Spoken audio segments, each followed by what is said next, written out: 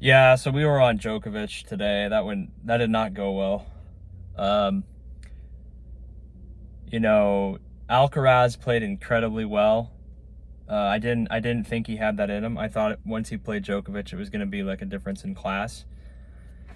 The beginning of that match, Djokovic came out really strong. It was 5-0. He won 5 games in a row, and then Alcaraz barely squeaked out a game in that first set. So Djokovic Djokovic, I mean, after the first set, I was like, geez, this is going to be kind of a quick match. I'm going to be, uh, you know, this is going to be over in like 2 hours, 2.5 hours. It's going to be over. Because Alcaraz just didn't look like he could get a game. Djokovic was being his normal self, returning everything, making life hard. Alcaraz was hitting airs. Uh, I think Alcaraz just needed some time to warm up, I guess. I know he has the stamina to play 3-set matches very well. He kind of locked up at the French Open last time and got and cramped up. But after that first set, I was like, man, minus 200 or minus 190 is the price that I took on Djokovic. And for me, I had a pretty good amount on it that I ended up losing. But Djokovic, before the whole tournament started, I think it was minus 125 maybe. Before the tournament started, and then it kind of got up to like 150, 160, and even after he was in the when he was playing Sinner in the semifinals, he was minus 180 maybe, and then when he was playing Alcaraz, it went to like 190. So it didn't really change much at all. So I was like, hey, I kind of wanted to take Djokovic before the tournament started, but I didn't. And I was like, geez, minus 180, minus 190 to get him in the final at a tournament that he's won 4 times in a row. He's won it, I think, 7 times total. And he's won 23 Grand Slams. I know he's 36 years old, but he's playing unbelievable. He's moving well. He's got the stamina. He's got the mental fortitude. And I felt good about it. Even if I lost, I was like, hey, I'm gonna have a great match to watch. I'm gonna see Djokovic lose to, it's gonna have to be a spectacular performance in order for someone to beat Djokovic. And that's really what it was. Djokovic, I thought, was gonna fold in 4 sets after what I saw in the second set and the third set. His energy was low. Alcaraz was physically beating him, to every point, not making it easy, returning every single ball, employing the drop shot to perfection. I had never seen Djokovic just kind of give up on as many points as he did today. And I think he probably realized, I got to conserve some of my energy here. Like, I don't want to try to save this. Was it the third set that he pretty much just gave up? And I think he got a breadstick. He got one game. So, he did come back in that fourth set. I thought he was going to be done in 4 sets after what I saw. I was just like, geez, we were on the wrong end of this one. Alcaraz is coming out of his, he's becoming the player that, we all know he's going to be, but he's still 20 years old. I thought Djokovic was going to win in 3 or 4 sets, so I actually took Djokovic too for a smaller amount of money, just minus 1.5 sets, because I thought that was a good.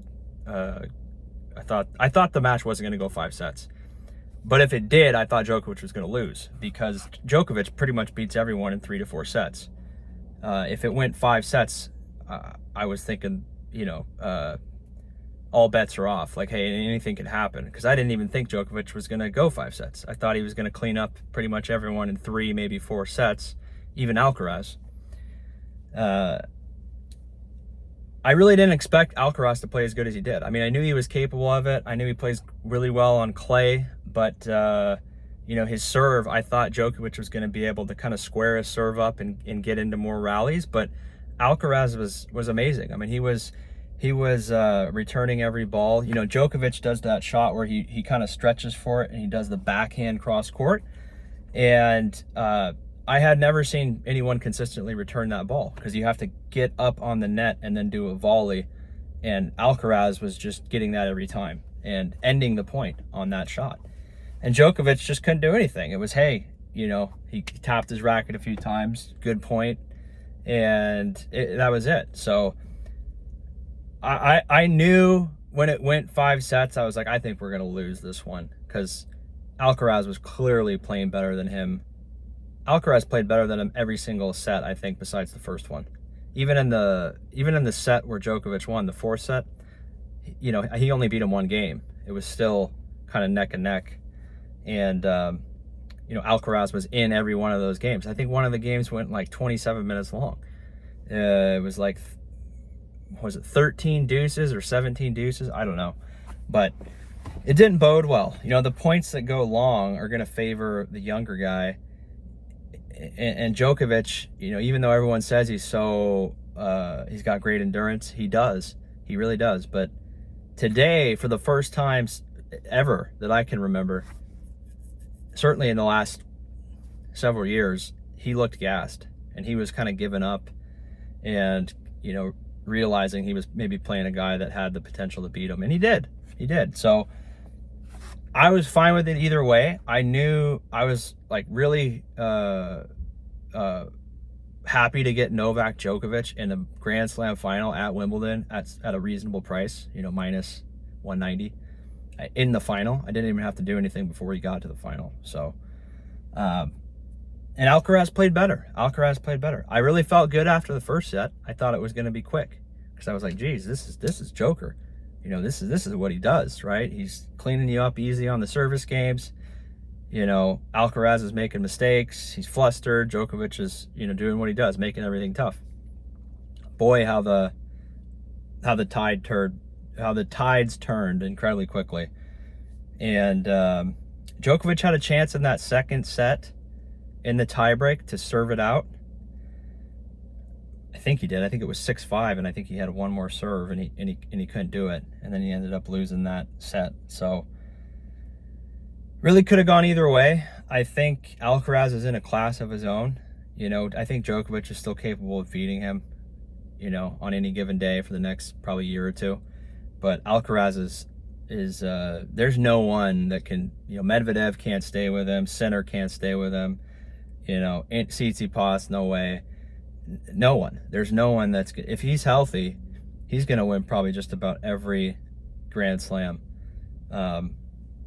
because he's beaten Djokovic. And I would say Djokovic right now, I mean, you could argue he was better, you know, but right now, like this version of Djokovic is probably one of the best versions of Djokovic, you know, and Alcaraz is playing right there with him in 5-set matches. You know, again, Alcaraz maybe didn't have the stamina when he was 18, 19 years old, but it looks like whatever they're doing in the training side is he didn't look gassed at all today. I watched the whole match. It was 5 hours long. He looked a little nervous in that first set, but he was still moving around, you know, running for every point, diving on stuff. Just the crazy thing is balls that you would see no other player returning, Alcaraz was running to and just hitting amazing shots. Not only was he getting to the ball, you know, someone like Medvedev or Sinner could get to a lot of, maybe they wouldn't get to a lot of these balls, but they could still get to balls. They don't hit them though. They can't hit them in. They don't have the touch. Alcaraz is hitting every single ball in, making life incredibly tough for Djokovic. Djokovic had he had some easy service games, but a lot of his service games were, you know, 30-30 or 30-40 break point or deuce, a lot of deuces.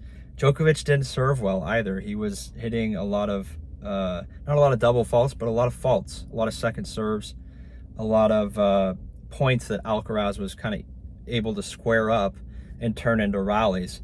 And then Alcaraz was able to use his, you know, the drop shot, kind of the fake out and hit it short, or the fake out and hit it long, and kind of just cross Djokovic up. So it was a great match. It was a great match. You know, I thought it multiple times it was possible we were going to win, but after seeing what Alcaraz was doing, I was like, hey, I don't think today's our day. I think this is the day that, you know, this guy certainly seems capable, and he's not flustered by the moment. And I didn't watch any of the ceremony. You know, of course, after you lose, it's like, shit, I don't want to watch this anymore. But, you know, good for him. I still think Djokovic is going to be around for a few more years and give him trouble. But if he's playing like that, I don't think anyone's really going to beat him because his serve's gotten a lot better from when I remember it, a year or two ago when I first started seeing him. And he just runs to every ball. That's on grass. Grass is a fast surface, right? On clay, he's going to be pretty much untouchable, right? And then hard court too. Hard court's going to be interesting at US Open. So we'll see what happens. I don't know. I think it's going to be, as long as those two guys are healthy, it's going to probably be Djokovic and Alcaraz again in the semifinals or finals, however the bracket shakes out. But let me know what you guys think about that. That's my feedback on Wimbledon for this year. It was a great match. You can't win them all. I thought taking the 4-time champion at less than -200 was a good value, and I still think it was. Just turns out we ran into potentially a changing of the guard and kind of a generational talent in Alcaraz. So let me know what you guys think. Like the video if you want. I don't really care. And have a good day.